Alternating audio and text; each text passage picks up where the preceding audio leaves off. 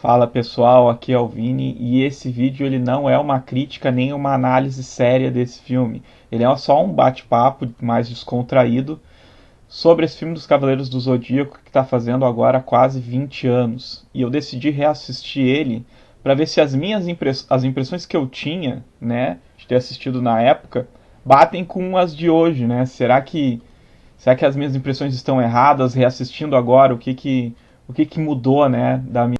Então, só para contextualizar, tá? O Prólogo do Céu ele é uma continuação direta da saga de Hades. Eu imagino que hoje em dia ele não seja mais considerado canônico, né? Eu acho que a história dele foi descartada, provavelmente. Eu imagino que a continuação da saga de Hades oficial é o Next Dimension. E sobre o enredo, Seiya está na cadeira de rodas, né? Depois de ter sido amaldiçoado pelo Hades, né? Depois de ter sido atingido no coração pela espada do Hades. Ele não consegue ativar o Cosmo, a gente vê ao longo do filme, toda vez que ele tenta ativar o Cosmo, ele sente dores no corpo, né? E a Saori está cuidando dele até o momento em que chega a Artemis, a irmã da Saori, que vem cobrar ela e os cavaleiros por eles terem se rebelado contra os deuses diversas vezes.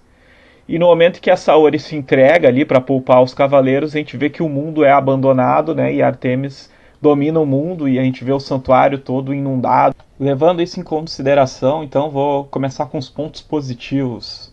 A animação ela é muito boa, dá para ver que para a época ali teve um investimento legal para essa animação. A trilha sonora também, em diversos momentos a gente vai escutar a trilha sonora clássica tocando.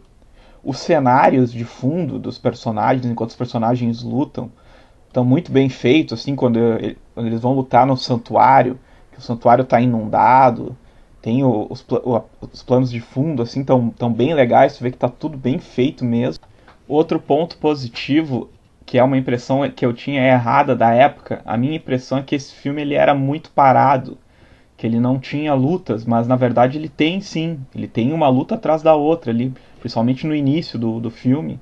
Ele tem várias lutas, ele tem uma luta do Shun e do Ikki contra um dos Cavaleiros Celestiais ali, que são os Cavaleiros da Artemis, né? Depois tem a luta do Yoga e o Shiryu contra outro cavaleiro. O Seiya é o que luta mais, né? Ele tem duas lutas individuais ali. Então esse filme ele tem bastante ação, que era uma impressão errada que eu tinha, que ele não tinha ação. O outro ponto positivo é que esse filme ele tenta fechar a história do irmão da Marin, que na série original ficou em aberto, né? Então esse filme ele tenta dar um desfecho para essa história aí, o que é bem legal, né? O que pega uma ponta lá da história original e amarra aqui. Outro ponto positivo que eu esqueci de destacar, vou destacar aqui, é a dublagem, né? Todos os dubladores clássicos estão no filme, alguns dubladores que já faleceram, a gente vai escutar as vozes deles aqui também, como a dubladora da China, né? Então, muito legal a gente ver todas as vozes clássicas. Agora, os pontos mais controversos, né? Os outros cavaleiros, eles não têm tanto destaque nessa animação, né? As armaduras também não têm muito destaque nessa animação. A do Seiya, por exemplo, acho que ele veste a armadura ali por uns 5 minutos e a armadura depois é completamente destruída. E ele passa o resto do filme com só a parte de baixo da armadura. O Yoga e o Shiryu, eles têm uma luta em conjunto, mas quando o filme chega neles, eles já estão derrotados, assim, digamos assim. Parece que a gente pega a luta do final, do meio pro fim, sabe? A gente não vê o início da luta. A do Shun e do Ikki enfrentando o cavaleiro que eles enfrentam ali, o Cavaleiro Celestial, já é uma luta mais completa ali. A gente vê desde o início, desde o Shun encontrando o cavaleiro, enfrentando ele até a chegada do Ikki para auxiliar.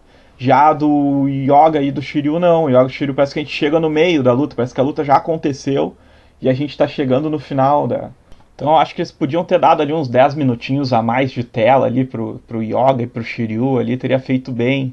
Até porque no final do filme parece que o filme dá uma desacelerada, assim, sabe? Parece que ele começa, ele tem as cenas de ação uma atrás da outra, e aí no final ele dá aquela desacelerada, assim, para contar a história. Ele começa a tentar dar uma filosofada em cima do assunto dos deuses, dos cavaleiros e dos mortais. Agora eu acho que eu vou para a parte que eu acho que é a mais controversa, que é o final, né? O final ele tenta ficar no meio termo entre um gancho para uma continuação e um final filosófico, e ele fica nesse meio termo. E aí tu fica no final, tá, esse foi um gancho para a próxima animação que está por vir, que a gente sabe hoje que nunca aconteceu, ou é um final filosófico que eu não consegui entender, sabe? Ele fica nesse meio termo. Ele fica entre um e outro. Ele não escolhe um dos dois e segue o caminho. Ele não deixa um mega gancho pra continuação, pra todo mundo ficar empolgado. Mas ele tenta dar uma filosofada e ele põe uma cena final do Seiya e da Saori que tu fica. O que eles estão fazendo ali? Parece que eles cortam uma parte do final, sabe? Parece que eles cortaram ali uns 10 minutos do final e picotaram e ficou faltando algo para encaixar. Eu acho que mesmo que esse filme tenha sido pensado para ser um prólogo de uma nova saga, ele ainda assim poderia ter tido um final um pouquinho mais conclusivo, sabe? Eu acho que ele fica muito aberto, assim. Ele poderia ter, não, vamos fechar essa história, mas vamos deixar o gancho para a próxima, sabe? Parece que a história aqui fica nesse meio termo, que nem eu disse. E muitas pontas não são fechadas, né? Que nem os Cavaleiros de Ouro, que estão numa espécie de prisão ali, onde eles vão passar a eternidade sofrendo por terem protegido Atena e tal. Então esse é por exemplo, uma ponta que não é fechada. Eu não sei se no futuro eles iriam usar isso ou não, né? A gente nunca vai saber.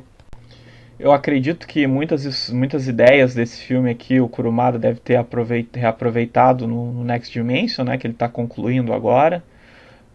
Para mim o destaque do filme é fechar a história ali do irmão da Marinha ali. Para mim esse aí é o destaque do filme. O resto, como fica meio inconclusivo, né, não dá para dar uma opinião muito.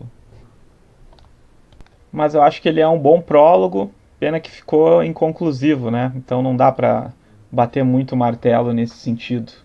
Assim como o final do filme, a opinião também vai ter que ficar um pouco inconclusiva.